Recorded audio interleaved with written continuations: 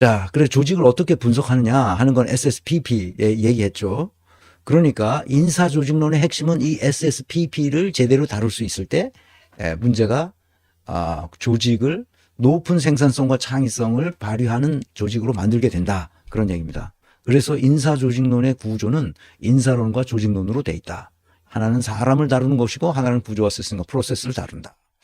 그런 얘기입니다. 그러니까 사람을 다루는 인사설계 이게 굉장히 중요하죠. 여기서 펑크가 난 거예요.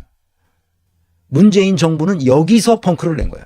문재인 정부에서 같이 일했던 사람은 지난 시간에도 얘기했지만 똑똑한 사람이 딱 두 사람밖에 없었던 거야. 장관급에서는 추미애, 차관급에서는 정은경, 질병청장. 나머지는 다 등신 같은 사람들 거기 앉혀놓은 거야, 거기. 그러니까 인사 설계에서 완전히 잘못된 거지. 그러니까 자기가 머저리 같으니까 머저리 같은 사람을 데리고 있었던 거야. 그러니까. 여기 지금 윤석열도 봐. 똑같잖아. 다 머저리들이잖아. 뭐가 옳고 그름을 분간하지 못해. 위법과 탈법을 분별하지 못해. 이게 비리인지 이게 불법행위인지를 구별을 못해 이 미친놈들이. 아니 지금 이 시대에 어떻게 계엄을 하냐고 계엄을. 이 한덕수 이 등신 같은 놈 생각을 하면 진짜 이게 사람인가 이게?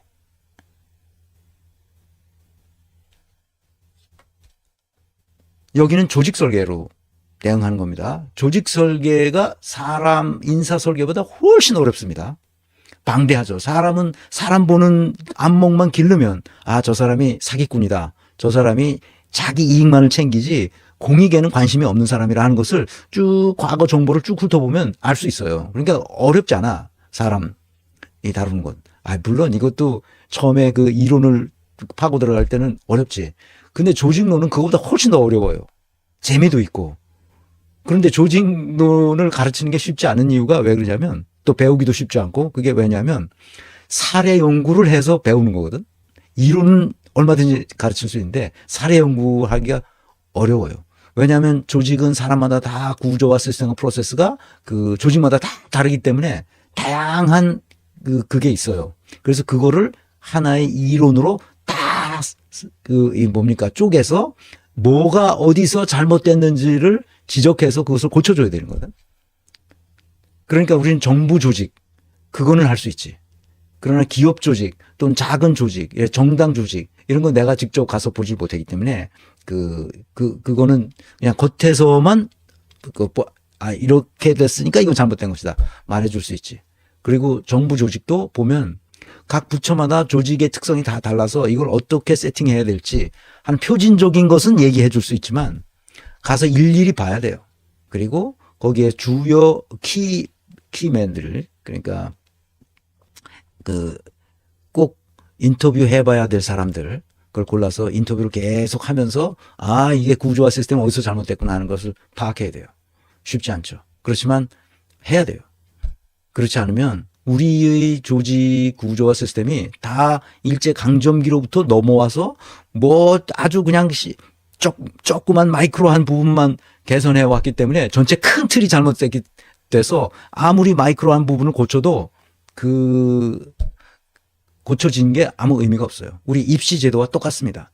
입시 제도는 교육이란 무엇인가, 인간이란 무엇인가에 대한 관점에서 큰 틀을 잡고 거기서 그 작은 부분으로 쪼개 들어가야 되는데 큰 틀이 잘못된 데서 작은 거를 아무리 고쳐봐야 소용이 없어요. 정시 비율을 10% 올린다고 해서 문제가 해결되지 않는단 말이야. 이렇게 하면 또 1시간 더 걸린다. 그래서 인사론의 역량 진단하는 걸 배우고 있습니다. 지금 성취예측 모형에 따라서 조직론은 직무 분석서부터 시작합니다. 그래서 직무 설계 모형을 제가 지금 쓰고 있고요.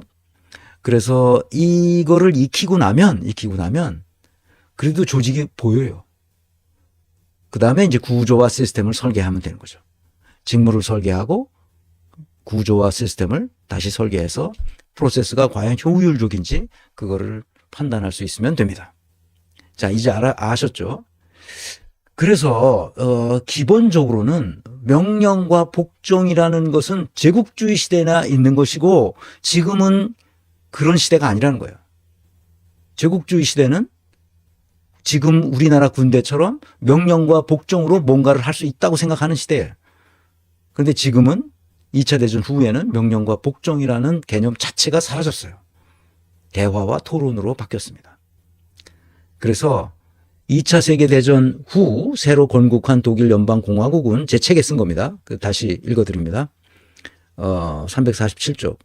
국방군이 나치 정부에 충성하고 독일 그 나치 정부에 있을 때 국방군이라고 불렀는데 그 국방군이 나치 정부에 충성하고 반인륜적인 만행을 저지른 죄과를 반성하면서 1955년 새롭게 독일 연방군을 창설했다. 분데스베아라고 그걸 독일 연방군이라고 부릅니다.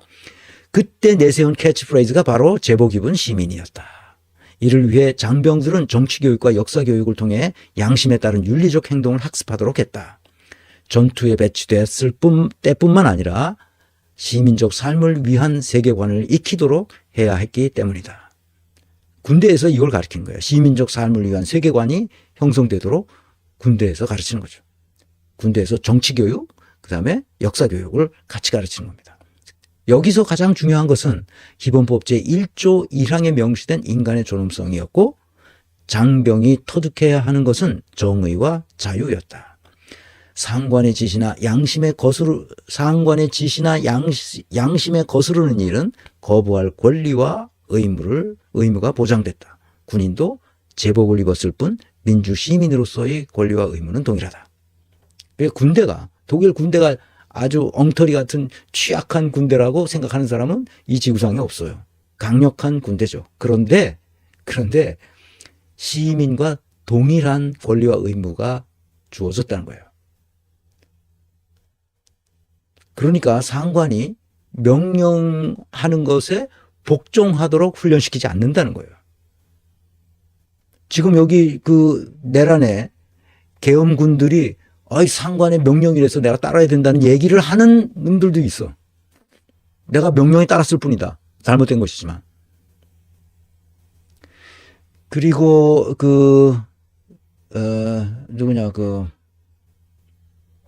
이렇게 갑자기 생각이 안 나. 이제 나도 이 강의를 오래 못할 것 같다. 생각이 안 나. 김병주 맞죠? 김병주 사성장군 얘기하는데, 군대는 이제 명령에 따라 그거 해야 한다. 그런데 이 민주시민 교육이 있기 때문에 육사에서도 그렇고 이런 이제 장교들 교육할 때는 반드시 그 정당한 합법적인 합리적인 그런 명령에 복종하도록 가르치지 절대 그 무조건 불합리한 것 때도 명령하라고. 김병주 의원 맞죠? 아직은 그래도 강의를 할 만한 것 같습니다. 주블리 김병주 맞아. 그러니까 근데 그 윤석열 정권 들어서고 나서 육사에서 그런 헌법과 민주주의 이런 거를 육사에서 과목에서 없애버렸다는 거야. 그러니까 옛날로 돌아가는 거지. 제국주의 시대로 돌아가고 싶은 거야. 윤석열 이놈은.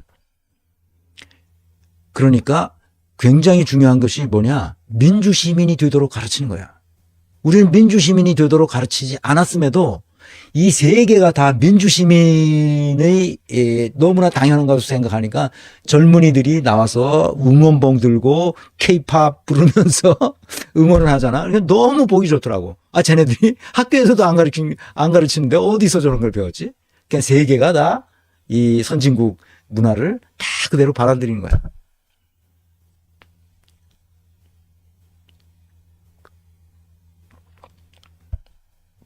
아시겠지만 인사조직론의 상당 부분의 이론과 개념이 군대에서 나왔어요.